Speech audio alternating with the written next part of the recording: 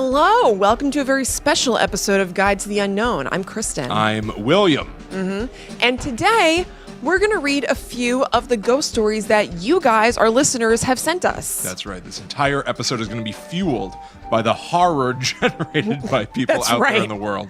That's right, you nightmare fuelers. Yeah, we've done it before. We've had stories that listeners and viewers have sent in to us that we've read on the show. Yep, sprinkled throughout. But we've had a few sort of like longer, crazier stories sent to us recently. Yes. We figured, why not give them their own room, give them their own space? So this episode is dedicated entirely to these stories. Yeah, it's like personal, long-form horror stories. Yeah, real-life paranormal events that have been experienced. Yeah. I'm going to start it off here with a story that was sent to us by Andy in a package that also contained delicious chocolate. It was so nice. It was incredibly and not just the nice. chocolate. No. Because we talked about on the show how much I like Cadbury chocolate. Right, yeah. And then Andy contacted us and asked if we had a mailing address, and I gave it to him. And he sent us it was just a very thoughtful package because he sent us the chocolate that I was talking about. Yeah. He sent Will a little Scream figurine that's really awesome that we have kind of on our shelf back here. It's a Ghostface Funko toy, not the Funko Pops. It's this little... Oh, I didn't even know it was a Funko. Yeah. I'm going to grab it real it's quick really, for people who can see this. It's a really cool... So it kind of looks like a Funko toy. I'm not totally shocked to hear William say that, but it's a smaller version of it. It is a similar style, though. But it was neat. I'd never seen that kind of thing before. So that was in the package. And also, he typed out this really, really awesome personal paranormal story. Yes. So it was really cool, and I was really genuinely touched by it because just like thoughtful on every level. It was so thank you, nice. Andy. Yeah, thank you so much, Andy. And so here we go. This is here's Andy setting it up, and then here's a real paranormal event. Yeah. Story written down. I sent you a story you both might enjoy about my parents' encounter with a UFO many years ago. Both of my parents have compiled stories and typed them out over years so that my two brothers and I would have them to look back on and tell our kids. Like, even that is touching to me. Everything in this package got me like a little verklempt. Yeah, I absolutely this story. I know. I don't want to oversell it or right, set it up too much. So let's just do it. It's storytelling time. Yeah. Area 51, Nevada. You say Nevada or Nevada? I say Nevada. Nevada. Let's call the whole thing off. Fair enough. In 1963, when my husband and I got married in Carson City, Nevada, we were headed back to his parents' farm in Nebraska. We were crossing Nevada near the bottom right side of the state that borders Arizona and further down Mexico. My husband and I were out in the middle of the desert after leaving Carson City, somewhere between Hawthorne and Tonopah, Nevada. The exact location I don't remember as it was many years ago, and we tried to suppress this experience and not discuss it with anyone. Now, that got me very excited when I was reading. We knew people would laugh, make fun of us, and think we were wackos. This is a very lonely strip of road in the desert with no traffic, and it was getting dusk, which made it near 9 p.m. as it was summer. Lee had just gotten back from 13 months in Trabzon, Turkey. He had bought a white Chevy car about 2 years old. It had a wide front seat, not the bucket types nowadays. I was laying down on the front seat with my feet in his lap, looking at the shiny stars just coming out more vivid as the night got darker. Way to paint a picture, Andy's mom. Isn't that beautiful? Yes. Can you imagine you're there? Yes, completely. It's so good. Ironically, we were discussing flying saucers, UFOs. I'd been an avid reader and believer in them thanks to the books my sister and mother read. The subject of UFOlogy. Ufology? Is that really how it's pronounced? Yeah. Was just getting real popular. Ever thinking or dreaming I would ever encounter one was a thought that never entered my mind. As we talked, I saw a star that was so bright and seemed to be getting brighter, I mentioned it to my husband. He glanced out, but since he was driving, he couldn't pick it out from the zillions of stars in the sky. I made a comment about how it was maybe a flying saucer, and we both laughed and continued driving. Before we got much further, the star that I saw was not only getting brighter, but bigger and moving. It was moving towards us, our car, and fast. Before we could say another word, the flying craft was next to us in the sky, hovering over our car. It was as big as a house, silver, with a hissing sound coming from it. It was a dome/disc shape and lit up the area. Lee stopped the car and we got out and looked up at the disc-shaped object over our car. It was high, but seemed like it was within reaching distance. That's not that high. No, that's not very high. That sounds like it's like barely clearing the car then. Yeah. We were flabbergasted, shocked, and just in total denial that we were seeing this flying object. It hovered over the car, but a few seconds, and as fast as it came, it left. Within a twinkling of the eye, it was gone, and back to the height in the sky it was when I first saw it, when I thought it was a star. My husband remembers it not necessarily hovering over us, but slowly going over us, just passing. The dome part at the top had circular-like windows all the way around, which is sort of a classic UFO image. Mm-hmm. It makes you wonder if sometimes these things are classics for a reason. Yeah, because people saw it. Right. Yeah. It was lit up. Looking back now, it amazes me that we even had the nerve to get out of the car. Maybe that was before the alien abductions you hear about. We got back in the car, shaking, scared, just totally blown away. Lee stepped on the gas and we blew out of there almost as fast as the UFO. As we drove further down the desert, we discussed what we had just witnessed. Did we really see it? Was it an apparition? Was it our imagination because we had been discussing it just minutes prior? All these questions and no answers. When we were young, but he was in the Air Force. We were educated, so why was it not a real sighting? Lee's knees were probably shaking so much with his foot on the gas pedal. That's weird. The car was I think jerking. it's just funny because it's a cute word. Maybe. Gas pedal. Right? Pebble's a cute word. Yeah. As we drove to the next town, miles away, we talked about reporting the sighting, but to who? The police? The sheriff?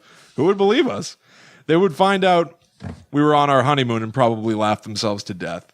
Even the thought of telling someone in the next restaurant we would be stopping at for coffee, although we needed something much stronger at this point, was out of the question.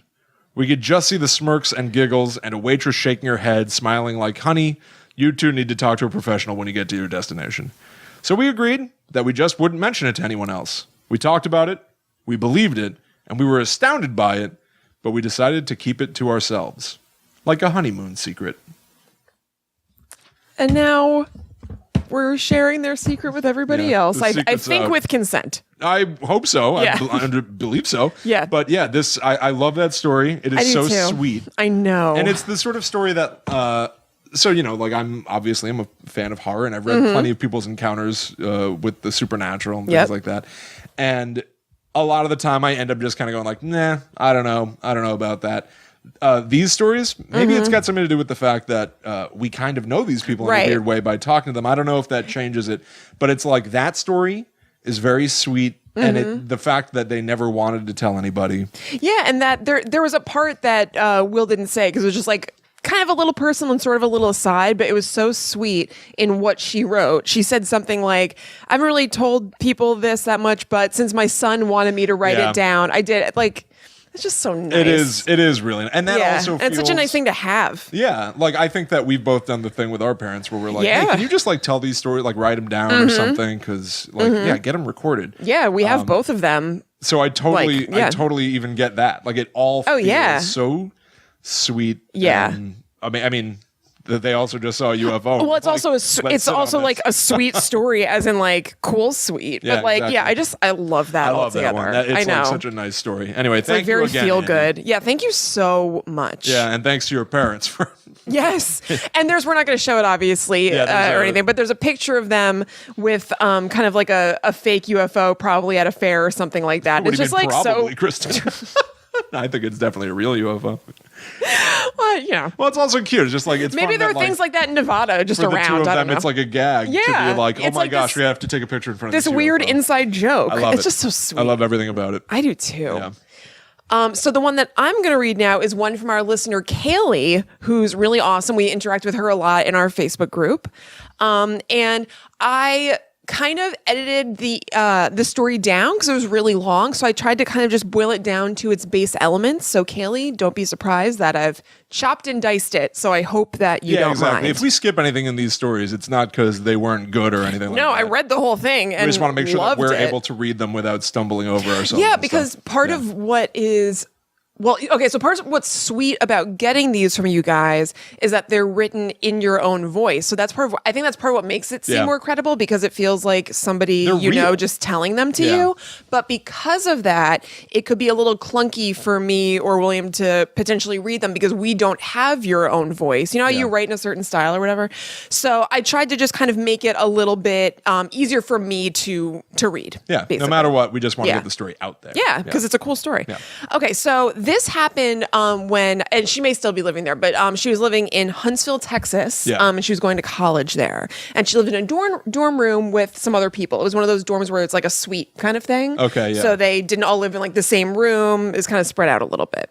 And she also had explained that the way that it was laid out, the wall of her dorm room, there was nothing on the other side of it because there was a stairwell on the other side of it, but not directly, like even when people were walking, they weren't walking on the other side of her wall. It was just like, it's hard to explain, but basically there was nothing on the other side of her wall at all right, essentially. And like no way that there could be. That's why it was important to explain the stairwell, but it's just like a way to abbreviate it. Gotcha. Okay, so Kayleigh said, in my dorm room, there were tappings on the walls, but that wasn't the end of it. Eventually, we got used to the tapping and occasional loud knock, deciding not to entertain it. Then it started being able to physically move stuff in our dorm room. Really subtle stuff at first that we both brushed off, thinking it was the other person doing it, like the blinds on our windows would be open when I got back from class, even though we almost always kept them closed, or the chairs would be pulled away from the desks like someone had been sitting there, even though the only time we used those chairs was when we had guests over. We only realized it wasn't each other when we had cleaned up and decorated for a birthday party we were hosting, and we got back from the store together, and the decorations were all over the floor. At first, we thought that maybe everything had fallen because we had used those command strips instead of push pins, but then we noticed both of the closet doors were open. They had definitely been closed because that's where we shoved everything when we were hiding. For the party. Our blinds were open and the windows themselves were open. That definitely freaked us out. This continued all year, so we eventually just started leaving the blinds up and the doors opened and didn't give it much room to play around with us. So that's funny that it specifically liked the doors open and the blinds open. Like, it wasn't going to mess with other stuff, so you could be like, all right, I'm just going to open them for you then. Yeah, exactly. Like, the ghost doesn't need to go through the hassle of it. Yeah, I'll just do it. Fine. I know. I wonder if the ghost is a little bit like, it's like, I like doing that. Like, would you lower the toilet seat? Yeah. And then when you finally do it, it's just like, well, there's nothing to complain about now. It's already down. I guess it's done. Thrilled. By the end of our year in the dorm, it had just started being able to mess with our electronics, but that didn't escalate very far because I moved out about 2 weeks later. Good things. Having your electronics, that gets expensive. Yeah. That's not just flipping the blinds back down. There are a few in-town immediate attractions, like Sam Houston's grave and the cemetery it's in. Sam's grave itself is super cool and pretty and not spooky at all, but the graveyard that it's in has this statue that people have fondly nicknamed Black Jesus because at night, apparently the statue turns black and his hands turn from facing up in the traditional offering style to upside down, palms toward the ground. Awesome. Some people think this is a reference to either the dead or hell, seeing as how it's the opposite of the giving nature that the hands are usually in. Yeah, it's almost going from like receiving to keeping down. Yeah. Stay down. Highly sweet. Awesome. Then there's the most haunted place in Huntsville that literally everyone knows about. It's fondly referred to as Demon's Road, but its actual name is Bowden Road. It's a dirt road off of Possum Walk Loop. So country hick. I know.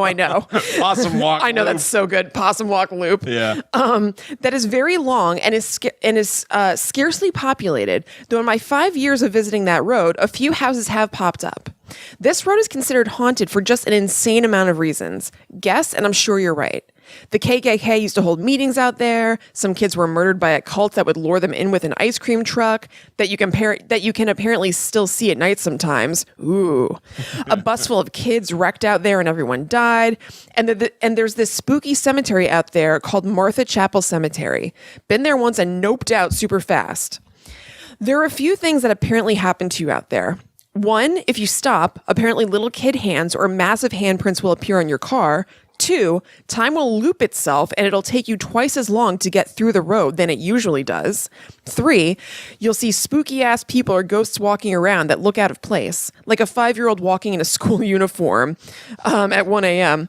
Or 4, something follows you home. Knowing all of this crazy stuff, I basically made this place my home. We had stopped on the road one of the nights when we were driving, and when I got back, there were definitely handprints on the back of my car that hadn't been there when we left, and they were massive. My group had 2 guys in it, and they both compared their hand to the handprint, and their hands were tiny in comparison. So that freaked me out, and I immediately got my car washed. I bet they were like, oh man, our hands are tiny. I know. Oh man, I got tiny hands. This ghost really took me down a notch and emasculated me. Yeah. And she said, and with that, I'm going to end this. There's a lot more, and I'm sure things will pop up that I remember. So I'm sure I will submit again soon. This is like, first of all, that was awesome. Thank you, Kayleigh. Yes. Thank you, Kayleigh. But that's like we live in a small town. Mm-hmm. I've never heard any rumors about the town to this extent. You know what I mean? Like, No. Where do these stories come from? William, do you remember? So that when I was reading about the Demon's Road thing, I was like, oh my God, like, is this just a thing a lot of different places? Do you remember the stories about Zombie Road in St. Louis? Absolutely not. What the hell is that? It's like the same kind of thing. Really? So, and I remember it. So there was this road called Zombie Road where, and I went there one time, where it was this super narrow kind of dirt road in the middle of just woods and stuff. Yeah. And it was only a one lane road. So like if you drove into it, you couldn't turn back out because there was brush on either side. You would have to go all the way to the end where there then was some space because there was like an old mill there. Oh. So you could go all the way to the end to turn around if you wanted to leave. Otherwise, if you had gone down the road and you wanted to leave, you had to back out. There was like no way you could even turn out. That's basically. crazy. So I don't remember the rumors about what had happened at the mill, but something sinister, somebody died or whatever. Sure. And kind of similar deal. Like people said that there were Satan worshipers at Zombie Road. There was a big boulder at Zombie Road that had a pentagram. Oh, really? Like spray painted on it. This doesn't ring a bell at all. Yeah, I mean, Well, you were by the I was time older. that we moved. You were 16. Yep. So I lived there from when we lived there from when I was 13 to 16, Yeah. and you were 10 to 13. Exactly. Yeah. So maybe the older kids were talking a lot about driving and stuff like that. Yeah. I went with friends. Yeah. And yeah, like it was like a very similar deal. Like I don't remember the stories attached to it, but same thing where it's like, a million things have happened. Here a kid was murdered, Right. whatever. Yeah. I guess So I wonder if that's in a lot of cities or towns because it's like a direct variation of this. Yeah. It's like almost exactly the same thing. I would think so. Although, like, I feel like that's the sort of thing that kids talk about, right? Mm-hmm. Like, here's our town. Here are the things that are scary about the town. You don't get that from adults. So, like, we moved to the town that we live. Chris and I live in the same town. The town we live in, I never hear from people in town about, like scary urban legend stuff. Yeah, it's a good point. And unfortunately, I think it's because we're in our 30s.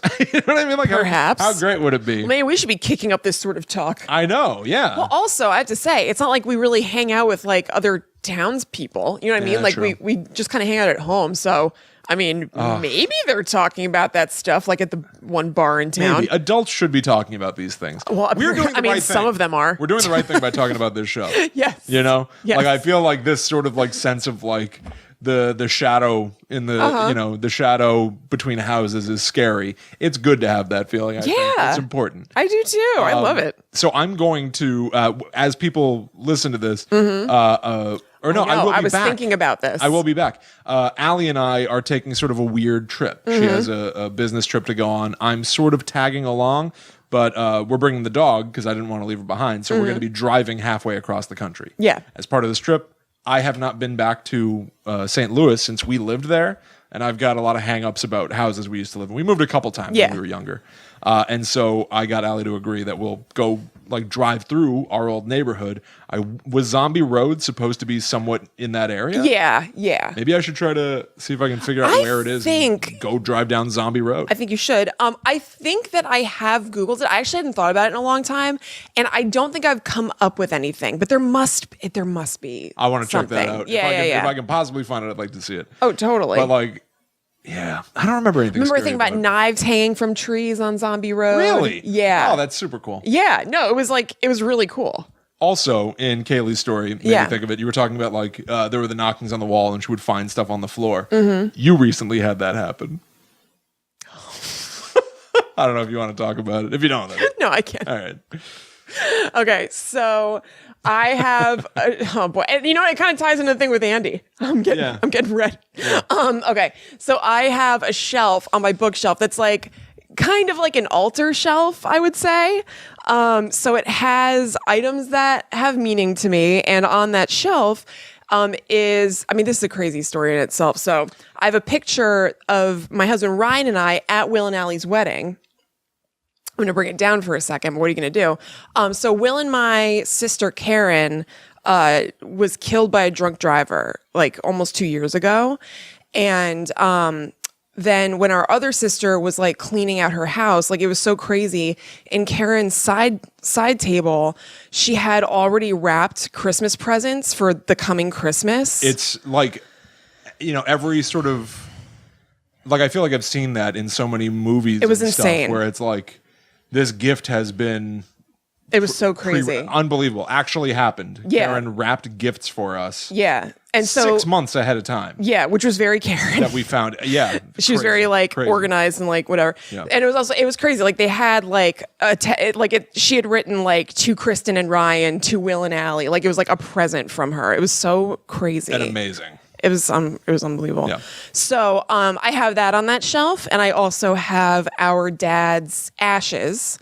Really real bummer. Well, but listen, it is what it is. Listen, yeah, it is what it is. Yeah, our dad. But it also adds to what you experience. Yes. That's the point. Yeah. Yes, exactly. So like when our dad died, we I don't just have his ashes. We like divided them up. He died like 2 months after Karen. Cool time. Yeah. Anyway, so I have them on this shelf where I have like objects of importance to me. This is so dorky that I did this. Okay, so Andy, I'm embarrassed. So Andy sent us this package. Yes. And I had it at home, and I was like, okay, I need to bring it to Will's this week or whatever. And I was like, where can I put this so that I remember to bring it? And I was like, oh, you know what? Oh God, I am really showing my colors. I sit and meditate every morning in front of that shelf. And I was like, okay, so that shelf is going to be in my eye line, first of all. And also it has important objects to me. And like Will and I doing this show is important to me, and that somebody sent us this stuff is important. So I'll put it on the shelf. I think it's sweet. Sweet. There's plenty of dorkiness involved as well, but it's very sweet. You're sweating? Why are you so angry? It's all right. I don't know. It's like, kind of like it's personal. Meaningful stuff to me. Yeah, okay, sure. so I put it there. And then I did remember it because of that. So I took the stuff to Will's. So then, I don't know, like a day or two later, I went into the room, and our dad's ashes were on the floor, and the picture it's like a closed thing. Oh, yeah. It's a closed thing. It's like sealed. Yeah, sorry. Yeah. No, it's not. Yeah. No, so the urn was on the floor. And it's like, it's a sturdy urn. Sturdy urn. Ernie's sturdy urns. Kristen and the sturdy urns. Good band. So the urn was on the floor, and the picture from Karen was like quarter turned, and nothing else was disturbed at all. It's just like almost minimal. I mean, Dad's ashes being on the ground is a big thing, but like a quarter turned picture is like, it's just small enough. It feels like a ghost trying really hard. Like that thing we've talked about, and it's also in Ghost, like that part of the movie Ghost where Patrick Swayze is learning how to push a penny. Scooting pennies all over the place. Yeah, like if a ghost is just like trying to scoot that a little bit. Yeah. So I was like, what? Because also another time, a weird thing that happened that I still don't have an explanation for, it was the same kind of deal. It was a picture being turned. When Ryan and I went on vacation, I think last year, it doesn't really matter, but at that point we were in an older apartment, and I had our dad's urn on this kind of like corner shelf thing that, just like it perfectly fits into a corner. And I only had the urn and a couple of his watches and the prayer card from his funeral on that shelf. And I had the prayer card kind of catty corner out. That was just how I set it up. And I could see it from bed. And when we came back from vacation, I got in bed, and I just always looked up there all the time. And I looked up and I couldn't see it. And it was turned to be flat against the wall. Yeah. So and it was up high. It was I I kind of remember It was that. maybe I don't know, 5 inches from the ceiling or something. Yeah. I had it all the way up high. Part of that, there was a low ceiling. It's hard to explain. Anyway. Yeah. So it was another picture turned and what the hell? Very weird. So, I texted Will and told him and some of my friends. I was like, this is so strange. But I was also kind of cool, weird. Then the next morning, Ryan and I were in that room hanging out, and I see Crumbs jump on that shelf and start putting his mush toward the back of the shelf because I had the chocolates at the back of the shelf and he could smell the ghost of the chocolates. So Crumbs definitely knocked over the urn and moved the picture, trying to get to a chocolate bar that was no longer there. Well, at least there was something of a ghost involved. Yes, the ghost of a scent of a Cadbury, because I'd opened it and eaten some The before ghost of a candy bar. before I brought them to Will. So I found the actual text you sent me. You wrote, so last night I saw that Dad's urn was on the ground and the picture that Karen was going to give us for Christmas that Lynn found was turned around. Not all the way, but probably a quarter turn or something. Nothing else on that shelf was moved. What the? The whole thing. And I wrote, Sage, do it. She goes, when in doubt, sage it out. But that's weird. I don't know how that could have happened. Chloe wouldn't jump on the bookcase. It's Kristen's cat. Yeah. And then And we've been out with Crumbs I've been here with Crumbs all day. I think it was a Friday. okay, yeah. So I knew it wasn't, I thought it thought. wasn't Crumbs because I've been with him all day. yeah. So then you wrote, case closed. I just watched Crumbs put his paws on the shelf below it and nose around. I had put the stuff Andy sent us there so they'd be in my eye line and I wouldn't forget to bring them over. It must have smelled chocolatey because I had opened one. Makes sense / a little disappointing. Yeah. It's close. Oh, God. Yeah. So there you go. Yep. Kristen's paranormal event. Chilling. Kristen's paranormal activity. All right. And it's time for our final story. Yep. First story was from Andy. This is from Andrew. Mm-hmm. I'm hiding full names to protect Of course. everybody. So, all right. This story. Okay. Andrew was a photojournalist in Dallas, Fort Worth for one of their TV stations. And he became very, very interested in a building called The Baker. He was covering news stories, and he was always fascinated by the elephant sitting in this small Texas town. It looms over the Mineral Wells area. It's 14 stories tall with 450 rooms in a slight V shape with a 35-foot tower and spooky but beautiful Spanish colonial architecture. Wow, that sounds awesome. Ancient building, crumbling over the course of time. The hotel was opened in 1929 to take advantage of the natural health craze during that part of the century.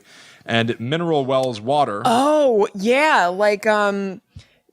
People would have health or... There's that movie, The Road to Wellville. Yeah. Yeah. Pretty much.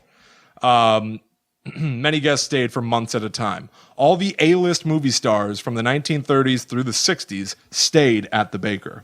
This is an awesome fact, too. Cool. Bonnie and Clyde were said to have had their last steak dinner at the Baker before leaving for their final shootout in Louisiana. That's awesome. Like many old abandoned buildings, there are many tales that surround them, some true, some not. The Baker is no different. It closed for good in 1972.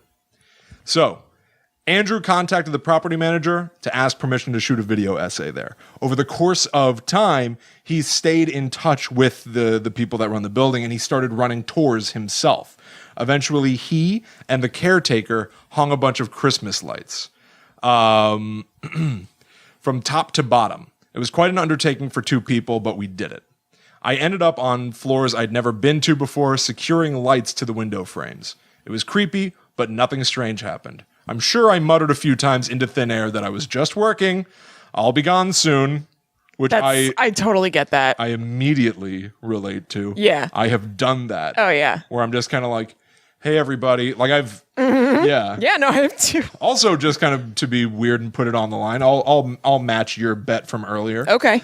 There have been times where I'll be walking Molly out late. Yeah. Like the other night, I was walking her at 3 a.m. I'd been working. Yeah. And I was just super tired, and it was foggy, and I was thinking about Dad and Karen. And sometimes when I get like that, I'll just be like, hey, you guys. Yeah. Which is so far beyond what I used to be like. But, Yeah. But, well, there you go. Whatever. Yeah. No, I do the same thing. So anyway, I do it often. Yeah. Point is, I get it. Get it. I'm just working. I love it. All right. The lights went up without a hitch, and the hotel looked amazing. For the first time in 30 years, the Baker was lit for Christmas. This is good.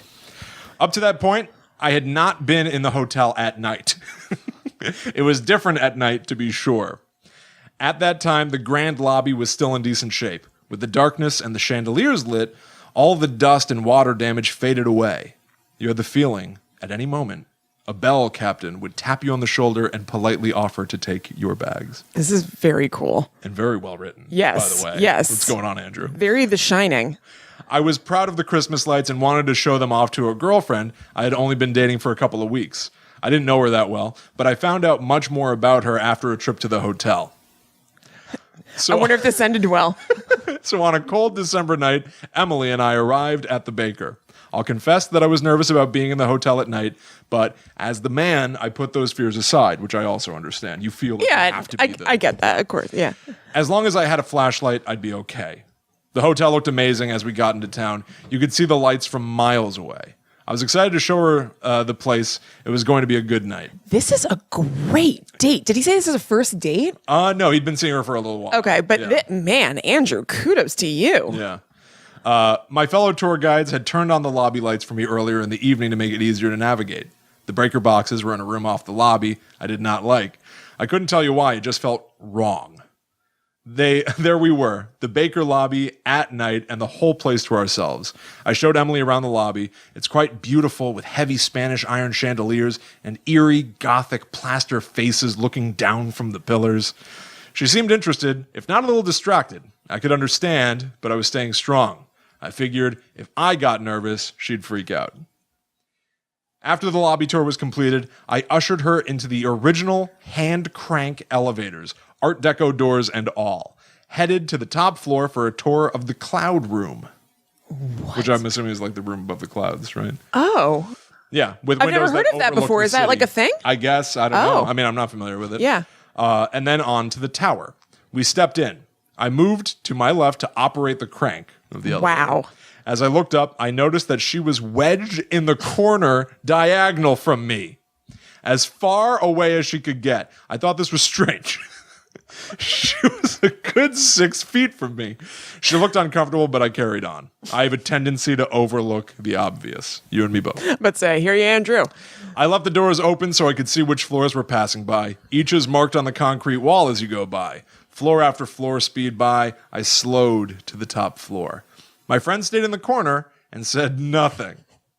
All the other floors were marked with I like numbers. how he suddenly referred to her as friend because he Yeah. was like, oh boy, Okay, this now is we're going. just Yeah. Yeah. Oddly, the top floor said cloud room in red. All the others are white. 3 room floors. Cloud room just That is weird. red. Trying to be funny, I said red rum. Oh, I hope you did the voice. I found out later she heard murder. Emily had never seen The Shining. It's crazy. She must have thought I was nuts. So there she was. I mean, for your sake, I hope you don't. It'd be really funny if he totally tanked. If he had been like, red rum. And she's just like, what? Andrew's not here anymore.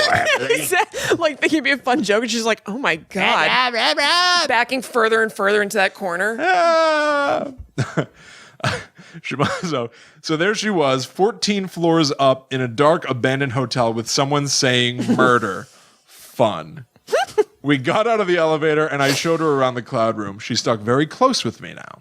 I could tell at that point she was freaked out, but I was determined to show her the tower, which is accessed on that floor. I didn't know at the time that getting back in the elevator was the best thing to do. She knew. I would find that out later.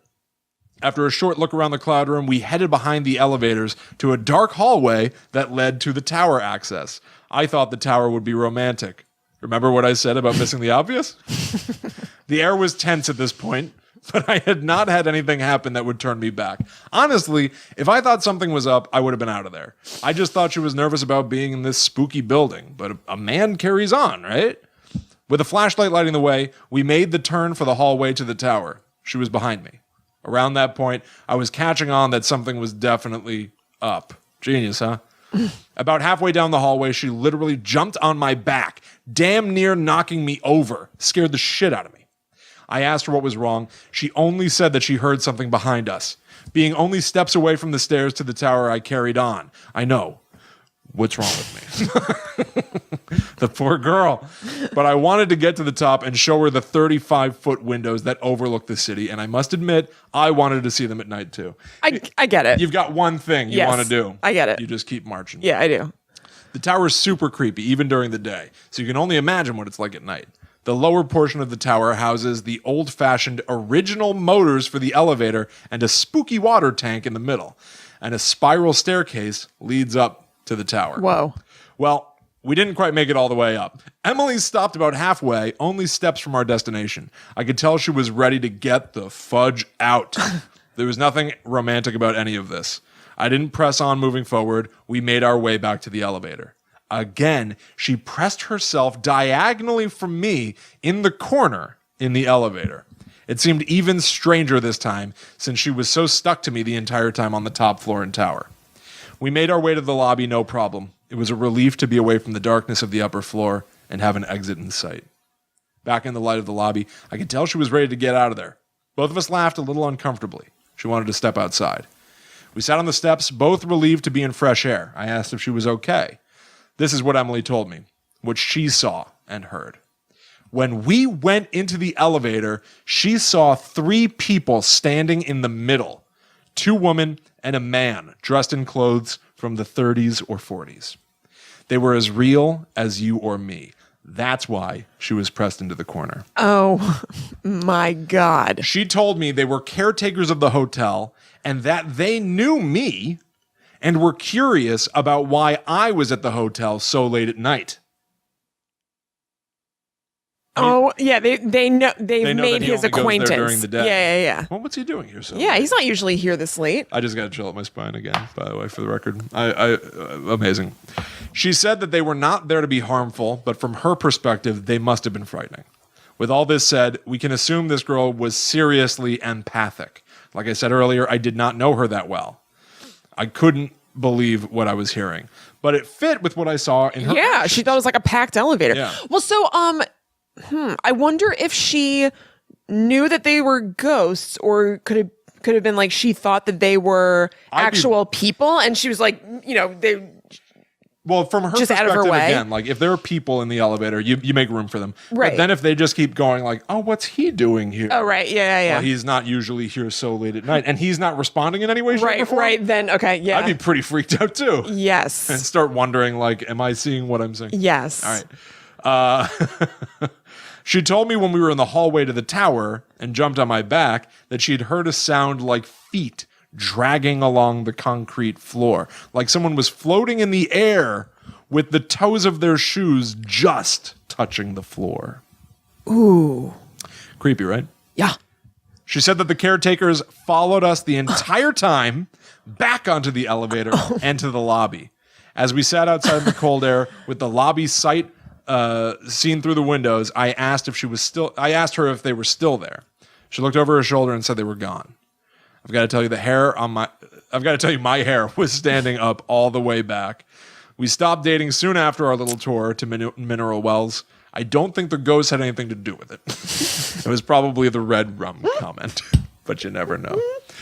Andrew, amazing. Boy, howdy. That is a great story. Yeah, and he says early on, look up the baker. Everybody should look up the baker. But wow, I love that story. Yeah. So much. Yeah. I have nothing to compare it to like the other one. That's insane. Yeah, me neither. I got nothing. That's it. That's so nuts. It's amazing. Yeah. It's amazing. Guys. Yeah, thank you all so much for sending in your stories. Andy, Kayleigh, Andrew, thank you. You guys all smushed it. Yeah. You smashed it. You done it. It's crushed. Man. You made it happen. Thank you guys so much. That ruled. Yeah. So if anybody else out there is inspired by that and wants to share their sweet ass stories with us, you can email them to us at gttupod@gmail.com. That's right. You can also, if you want to, you can message us on Facebook. However you want to get a story to us, get the story to us. It's amazing. It might end up on the show. Yeah. I'd love to be able to do another episode with stories like these. Me too. That is so This good. was really good. So good. So everybody out there, you can follow us on all social media, Facebook, Twitter, Instagram. We are at GTTU Pod. Follow, check out the scary stories that Kristen posts throughout the week. They're amazing. I post just like scary or weird different articles online, weird pictures, memes, stuff like that, all of a spooky nature. Yes. Join our secret Facebook group. You can look up Guide to the Unknown podcast in Facebook to join. We'll add you like in 2 shakes of a lamb's tail. That's right. 1 shake of a kitten's scary whiskers. lamb's tail. Yeah, of a ghost's tail. Silence of the lamb's tail. Ooh. Yeah. That's pretty good. Yeah. You can also check us out on Patreon. It's patreon.com/GTTUpod, or just look up Guide to the Unknown in the Patreon app. That's if you'd like to support us. Andrew, whose story we just read, is a recent Patreon donor. Thank you so much. That's not why his story got on, but maybe it greased the wheels a little bit. I'm just kidding. It probably helped, but I don't know.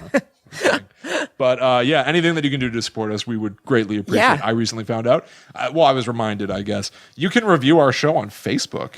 You can review the Guide to the Unknown page, which is weird. We've got 2 5-star reviews on Facebook. Oh, great. Pretty cool. Yeah. I'll certainly take it. Yeah. If you want to do that, that would rule. Sure. So whether it's iTunes or Facebook or just spreading the word, we would really, really appreciate it. iTunes seems like a big one. Yeah, everybody mentions that. Obviously, everybody gets bored of hearing podcasters say that. But if you could, that'd be great. We've gotten a lot of really good ones lately. We got a real bump in iTunes reviews that I appreciate. I know. It's really, really nice. Yes. It's super nice. Yeah, it's making me feel a little bit more legit, which is nice. Yeah. And you can also follow us individually on all social media. That's right. I'm at Chillin' Kristen. I'm going to just say on Instagram because I don't really use my personal Twitter anymore. All right, fair enough. Yeah. I'm at Haunted Sponge. I randomly post stuff. I don't know. Whenever the mood strikes. No, but I deleted my Twitter app from my phone. Oh, really? You're trying to stay away? Yeah. So I haven't used it in like at least a month. Wow. For my personal account. I do for the Guides to the Unknown. But so I'm just going to say I'm just Chillin' Kristen on Instagram. I deleted Twitter and Facebook from my phone is the new I don't own a TV. Oh, God. No, it's not. Yes, it is. Yes, it is. Okay. I still have Facebook and Instagram and everything. I'm not a pretentious jerk. Seems I struck a nerve. All right, everybody, we'll see you next week. Maybe. For another terrifying episode of Guide to the Unknown. But until that time comes, we must travel Back to the nether world. Go away. Bye-bye.